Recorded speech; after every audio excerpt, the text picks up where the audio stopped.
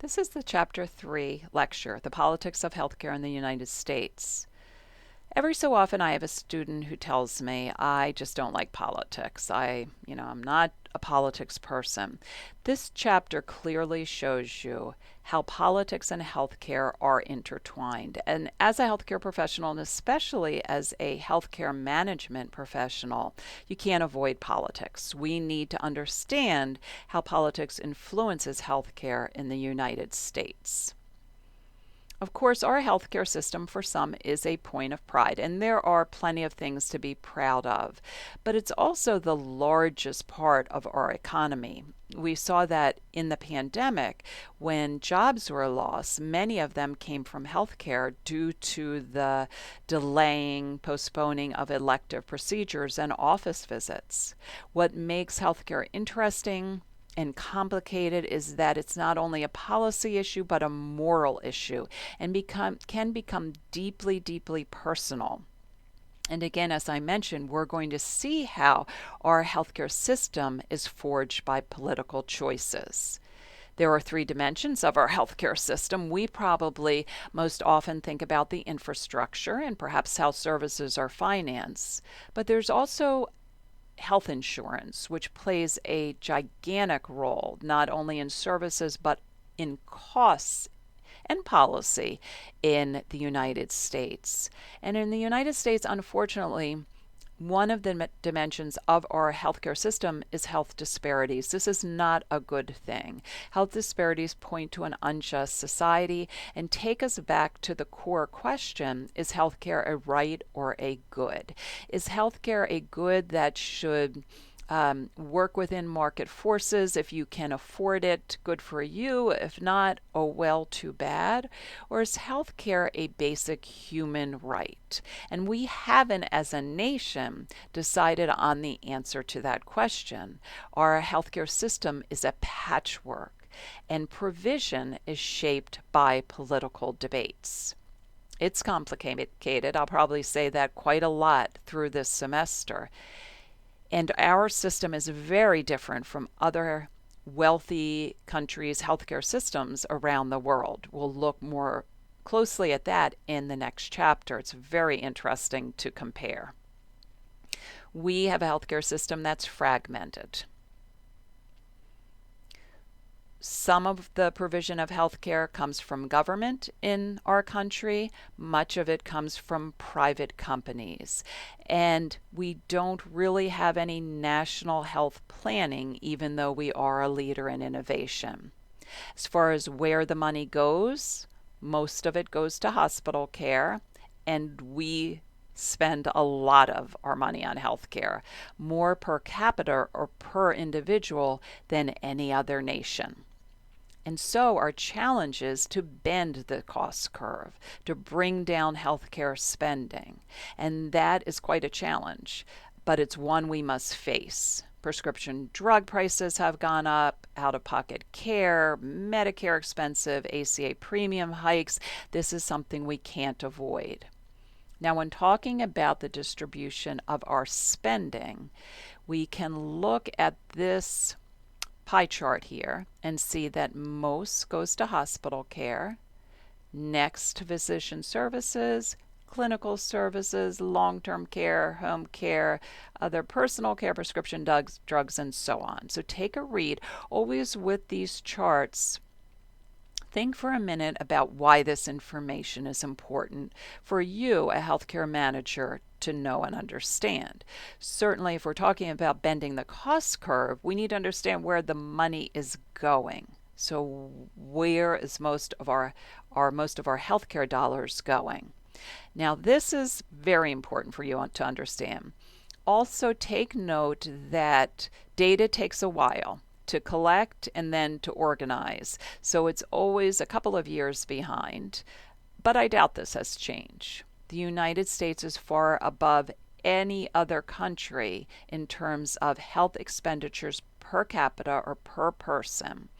So there you see it. And what becomes interesting in a few minutes, we'll look at the outcomes in our healthcare system and see that we're not getting what we're paying for.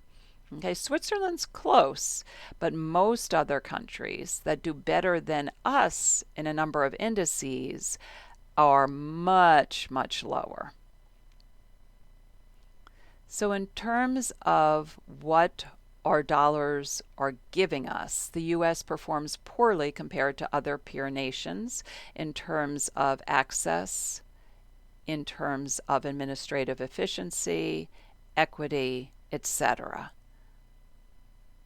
And here's the evaluation. This is really worth looking at. And when you're looking at it, keep in mind that in the next chapter, we'll study some of these countries.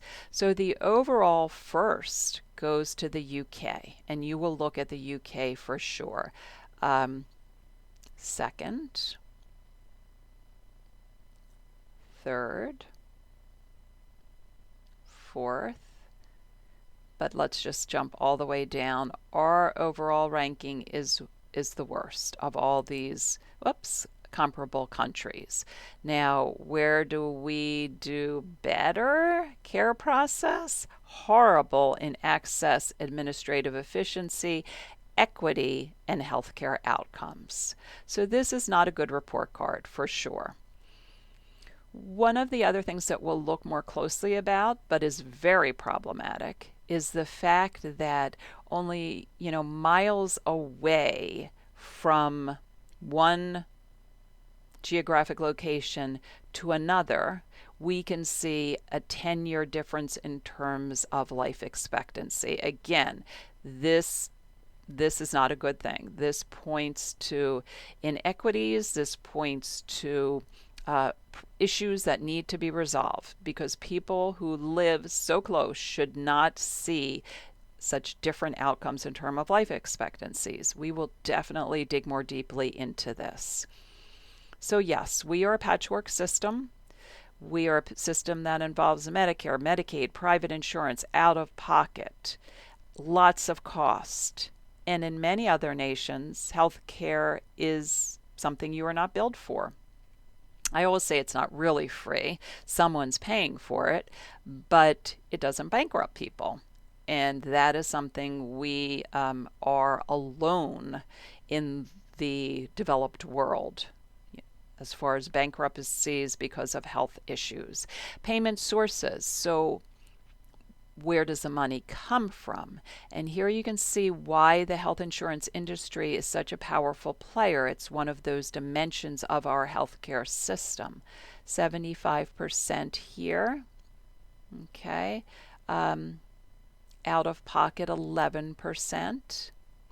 And then when you look at the health insurance, it's further broken down here.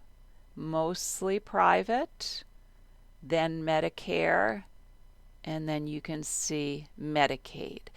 Again, take the time to look at what these charts are telling you, because a lot of individuals have a skewed vision of what's happening with healthcare expenditures. They may have heard that Medicaid spending kind of was greater than any other spending, and that's just not true. This chapter does run through the political history in a very brief way of healthcare, so take a read and you'll address some of this in your critical thinking. And it's ongoing as we speak. The Supreme Court is involved with deciding the fate of the ACA once again. Okay, so the ACA included the option, it turned into an option because of the Supreme Court, of expanding Medicaid so that more individuals were covered by insurance. And this became a red state, blue state issue. You probably read about this. As of June 2018, our map looked like this. Some states said, no, that's a democratic push. We're not doing that. We're going to hold true and not expand health insurance access. They complained it would cost too much money, although the federal government, through the ACA, was picking up almost all of the cost. And other states expanded Medicaid so that more of their residents would have access to health insurance. Now, one of the last things your chapter goes over, and I'm glad this became part of this chapter, we are a country that prides ourselves on our individual freedoms, and yet some of these individual freedoms, these behaviors, take a toll on the country as a whole. This will be looked at more closely later, but things like consumption of alcohol, tobacco, and obesity impact our healthcare costs not only for the individual affected who may make that choice, but also for all of us. As healthcare costs increase, we all pay the price for that. We all get more in our paycheck because our health insurance costs more to our employer, for instance. So this is something where there's this friction between what we think of as individual freedoms and also our being part of a society where our choices do impact others as well.